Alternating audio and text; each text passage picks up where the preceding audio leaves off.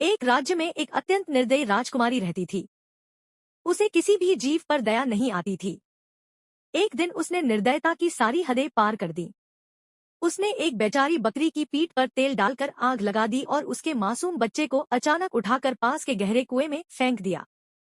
कुएं में गिरते ही बकरी का बच्चा जोर जोर से चिल्लाने लगा, क्योंकि उसे तैरना नहीं आता था। अपने बच्चे की ऐसी हालत देखकर बकरी का कलेजा फट गया। वह बिना कुछ सोचे समझे अपने बच्चे को बचाने के लिए उसी गहरे कुएं में कूद पड़ी। लेकिन कुआं बहुत ही गहरा था।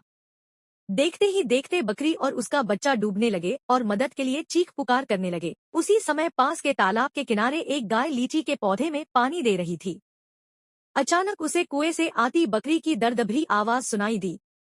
गाय घबराकर दौड़ती हुई कुएं के पास पहुंची। वहां का दृश्य देखकर उसकी आंखें भर आईं। बकरी और उसका बच्चा मौत से जूझ रहे थे। गाय समझ गई कि अकेले वह कुछ नहीं कर सकती।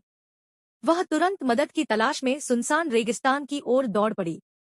कुछ दूर जाने के बाद उसकी नजर एक चबूतरे पर विराजमान दिव्य शिवलिंग पर पड़ी। गाय वहीं रुक गई, ध्यान मुद्रा में बैठी और हाथ जोड़कर भगवान शिव से करुण विनती करने लगी।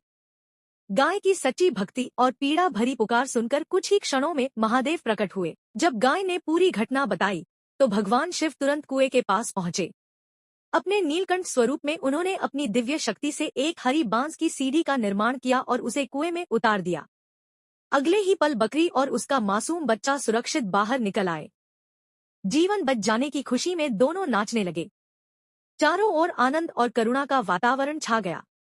लेकिन अफसोस, इतनी महान लीला देखने के बाद भी महादेव के लिए किसी ने लाइक और सब्सक्राइब नहीं किया।